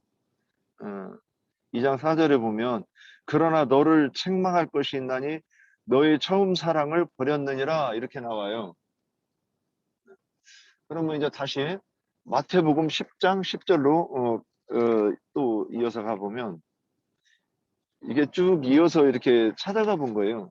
10장 22절에 보니까 또 너희가 내 이름으로 말미암아 모든 사람에게 미움을 받을 것이나 끝까지 견디는 자는 구원을 얻으리라. 이렇게 지금 나오고 있어요. 그래서 마태복음 5장에 보면 의에 줄이고 목마른 자는 복이 있나니 그러고 저희가 배부를 것이며 그래놓고 의를 인하여 핍박을 받는다 이렇게 얘기를 했어요. 근데 여기 오늘 이제 신성한 성품에서는 이게 경건을 하고 형제 우애까지 한 다음에 거기에 사랑을 더하라 그랬는데 이게 어떤 사랑인가? 주님 앞에 아까 이제 우리 안자매님이 요거를 이렇게 요런 뜻을 인용하신 것 같더라고요. 그래서 주님을 위해서 순교할 수 있는 마지막 그 사랑을 드릴 수 있는 것에 대해서 말씀하는 거라고 저는 이렇게 좀 보였습니다. 그래서 끝까지 이기는 자, 믿음을 지키는 자, 요것을 가지고 여기서 사랑이라고 하지 않았나 이렇게 보았습니다. 더 이어가실 분 이제 말씀해 주세요. 시간이 한 20분 정도에서 그래도 2시간 채우는 건데 시간이 좀 지루하게 느낄지도 모르겠네. 이제 3가지 항목을 다루고 있어요. 둘째, 그 다음에 형제 우애, 사랑, 이제 이렇게 세 가지에서 이제 마치는 내용이죠. 신성에 참여하는 것을 마치는 이제 시간인데, 뭐 우리 지치들 많은 내용들을 말을 이제 다 했고, 우선 경건이라는 말을 이제 성경에 찾아보면 굉장히 많이 나오는 용어인데, 우선 이제 내 성경은 한자로 되어 있기 때문에 그 경자는 공경할 경자고요. 경이라고 하는 건 정성을 들인다는 건자예요. 정성건자예요. 그러니까 공경하되 정성을 다하여 공경한다. 이제 한자의 뜻대로 자면 이제 그런 뜻이 되겠죠. 그게 세속적인 일반적인 개념이에요. 그러면 이 개념을 받아들이는 것이 유대교, 기독교의 개념이란 말이에요. 세상과 같은 개념으로 말하고 있으니까. 그래서 성경에 보면 그 경건에 관한 이야기를 할 때 경건한 유대인들 이야기가 굉장히 많이 나와요. 경건이라는 용어에서는. 그런데 예수 그리스도 안에서 경건하게 살고자 하는 자는 핍박을 받으리라. 이제 또 이런 말씀도 나와요. 유대교인들 중의 경건이라는 그 용어가 어떻게 사용되는지를 이제 생각해 봐야 되겠고, 예수 그리스도 안에서 경건하게 사는 것, 경건한 자, 그 용어에 대해서 성경의 의미를 살필 필요가 있다고 생각해요. 이제 뭐 간략하게 해야 되기 때문에 유대교인들의 경건이라는 것은 사실은 그것이 불경이지만 예수님과 제자들을 참남한 자, 참남하다고 번역했죠. 불경이라는 말을. 한자로는 그 불경하다는 말이거든요. 그런데 참남하다, 이제 좀 풀어서 말하면 신성을 모독한다, 그런 말이죠. 자신들이 참남한 자이고 불경한 자들이에요. 그런데 예수님과 예수님을 따르는 제자들을 도리어 불경한 자라고 이렇게 판단을 하는 거예요. 이게 무엇 때문에 그러는가? 그러면 공경을 하고 천주교의 용어로는 정성을 다해서 흠숭한다, 뭐 하늘에 계신 하나님을 흠숭한다, 뭐 이런 식으로 표현을 하죠. 이제 신학적인 용어인데 그게 이제 율법적인 관념이란 말이에요. 멀고 먼 곳에 계신 그들만의 하나님을 향해서는 흠숭해요. 그것이 경건이라고 생각하는 거예요. 그런데 그 하나님이 자신들을 구원하러 찾아왔을 때는 참남하다고 하는 거예요. 오히려. 그래가지고 불경죄로 몰아서 예수를 죽였잖아요. 자, 그러니까 예수 그리스도를 영접하는 것이 경건한 거고 예수 그리스도를 배척하면 불경한 거예요. 말하고자 하는 의도는, 성경 의도는. 그런데 유대인들은 자신들이 경건한 자라고 생각을 했어요. 예수님보다 더 경건한 자는 우주 가운데 없어요. 예수님 하나님을 공경하기 때문에 예수님이 오셔서 하나님의 뜻을 위해서 당신 자신을 드렸잖아요. 그러니까 이런 것을 잘 생각하면 성경이 말하는 경건이라는 용어와 불경이라는 용어를 대비해서 잘 이해할 수 있을 거라고 생각해요. 뭐 이제 그 성경 전체를 읽다 보면은 경건이라고 번역된 단어 중에 그냥 조심스럽게 행하다 그런 뜻도 있고, 지금 조금 전에 말한 것처럼 세상적인 그 관념의 숭배하다, 경배하다 그런 뜻도 있고, 겸손하다 이제 그런 뜻도 있어요.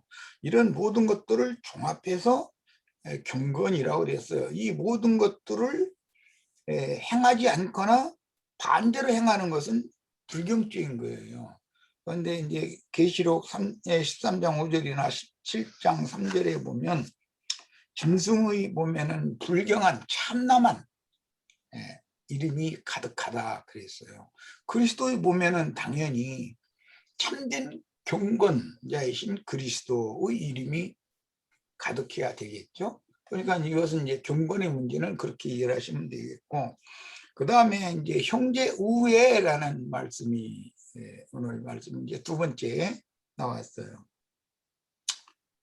아까 박 형제가 잠깐 그 얘기하는 건 내가 들었는데 형제라는 말이 신명기 25장 5절로 10절에 나오는 맏형이 맏아들이 후사를 두지 못하고 죽었어요.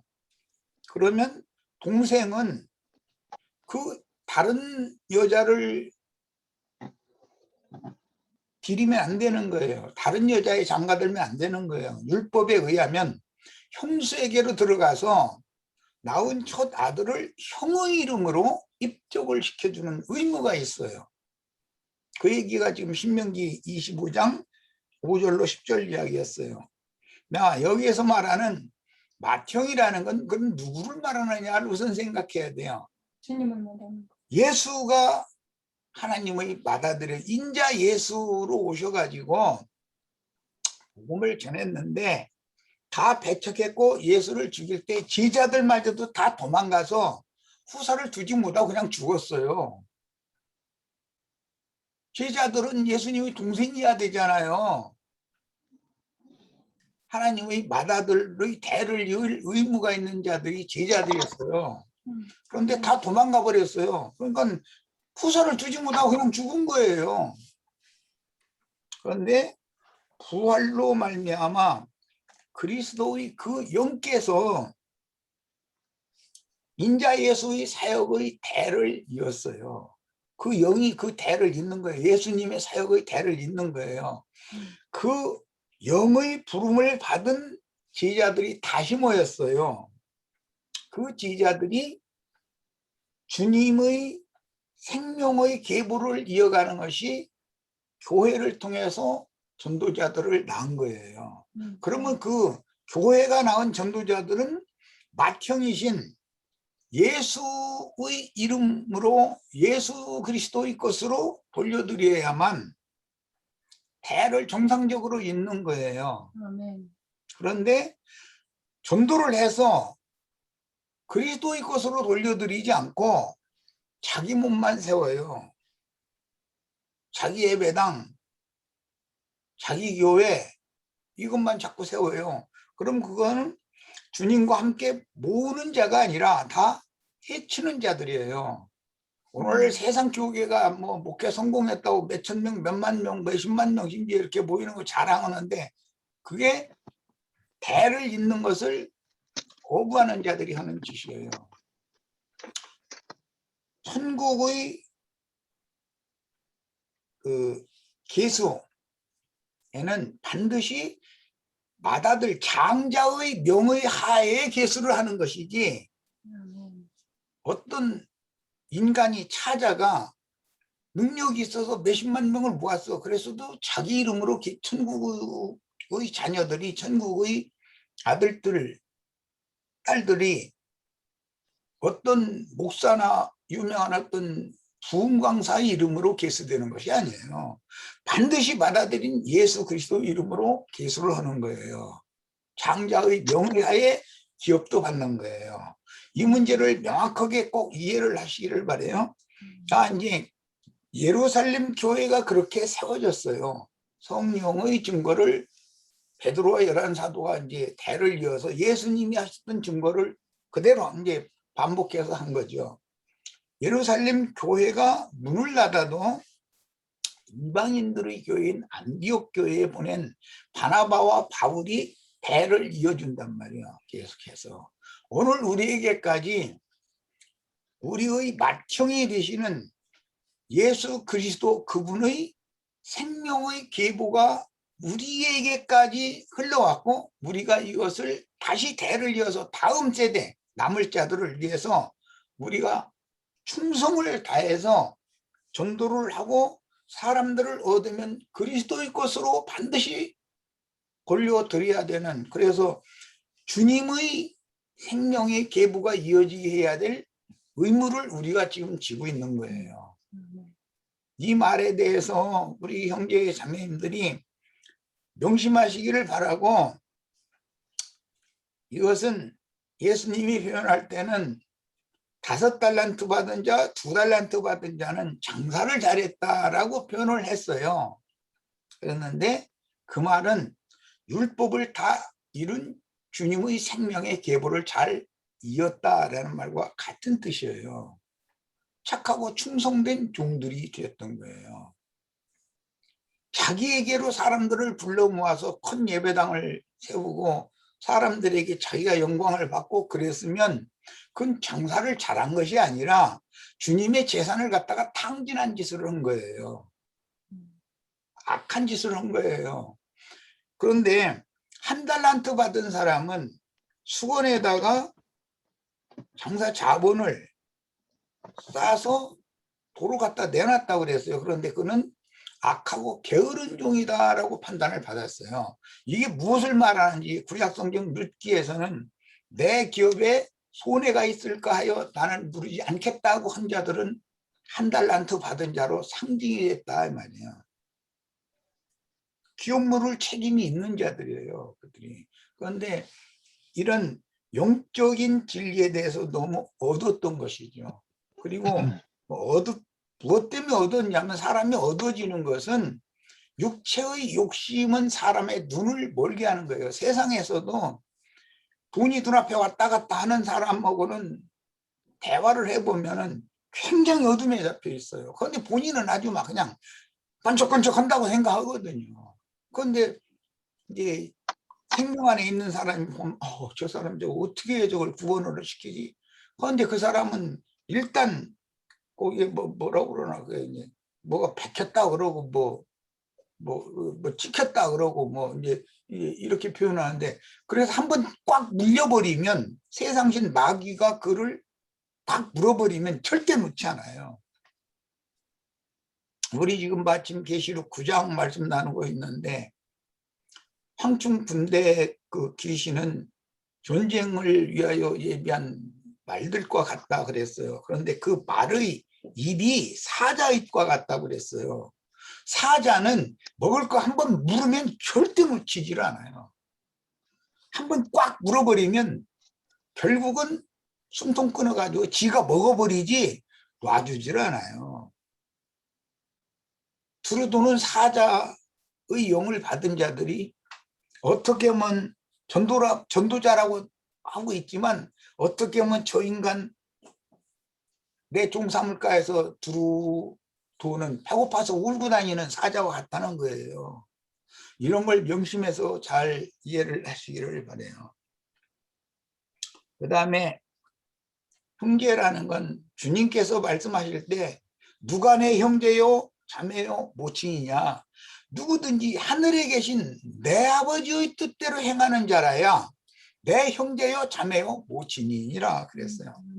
부활하시던 날 새벽 미명에 막달라 마리아에게 너는 내 형제들에게 가서 이렇게 전하라.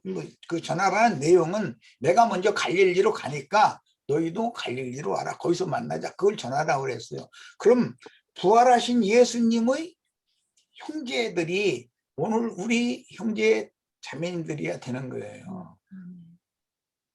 목사님이 신분이 더 높고 굉장한 사람 같으죠. 부활하신 예수님의 형제들이야 돼요. 형제 자매들이야 돼요. 예수님의 형제 자매보다 천국에서 더 큰 신분을 가진 자는 우주 가운데 없어요.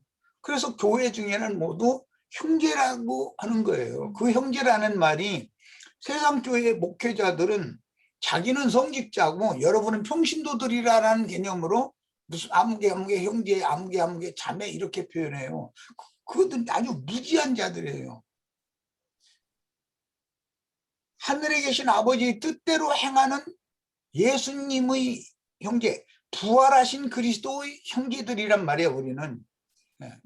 자, 이 형제들이 서로 사랑을 나누면 형제 우애가 되는 거예요. 기본적으로 형제라는 개념을 알고 형제 우애를 논해야 되기 때문에 이게 길게 얘기했어요. 이건 교회에 대한 이상과 관계가 되기 때문에. 그 다음에 형제 우애라는 것은 계시록에서는 필라델피아 교회에 주신 말씀, 그 필라델피아 여러 번을 내가 뭐 강론을 했기 때문에 잘 아실 거예요. 필레오 아돌포스. 필레오라는 건 사랑이라는 뜻이고 아돌포스는 형제라는 뜻이고 합성어예요. 그런데 필라델피아 교회를 실행한다고 하지만 사실은 그들이 성경을 이런 생명의 체험으로 지금 내가 증거하는 것과 같이 이렇게 명확하게 아는 것이 아니고 신학적으로 교리적으로 머릿속으로 지식적으로 아는 것은 많아요. 이런 사람들이 형제 사랑을 한다는 것은 뭐냐면 다 가르치는 자가 여러분은 나의 종이 되어야 된다라는 생각을 갖고 있단 말이야. 형제라는 개념이 없어요. 나는 그래도 너보다는 이것은 더 알아. 내가 가끔 여러 사람들의 예를 드는데 이만희, 장길자 등등 또 히브리어, 헬라어 어떻고 따따붙다 했었는 이런 친구들 보면은 다 일리는 있어요. 그러나 그들은 생명이 없는 그냥 세상 말로는 입에 붙은 말이라고 그러고 교리적인 말이 너무 풍성하다 이 말이야. 하나님의 생명이 그들에게는 없기 때문에 그래요. 자, 그 다음에 이제 최후로는 이제 형제 우애의 사랑을 더하라 그랬어요. 경건 다음에 형제 우애 다음에는 사랑이에요. 그 형제 우애 속에 사랑이 당연히 들어있는데 마지막에 사랑을 더하라라는 말씀으로 결론을 내린 말씀을 보면 필라델피아 교회에 말씀하신 필레오라는 것은 아가파오와는 다른 사랑이에요. 혼적 사랑이단 말이야. 인간적인 사랑이단 말이야. 그런 사랑을 추구하는 기독교계에 많은 사람들이 있어요. 그 사람들은 어떻게든지 해서 형제 사랑을 처음에는 입으로 되뇌이고 형제 사랑에 감사 막 굉장히 사랑하는 것처럼 뭐죠? 사람 하나 생기면 다 자기 종 삼고 자기 하인 삼으려고 그래요. 다 자기만 바라봐야만 그게 형제 사랑이라고 생각하는 거예요. 그럼 그런 뜻이 아니잖아요. 형제는 부활하신 예수 그리스도를 말하는 건데.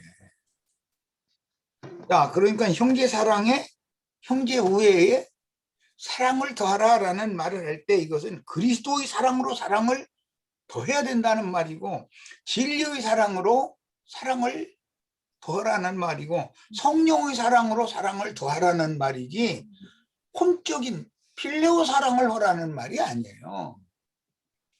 이런 것을 명확하게 해야 된다.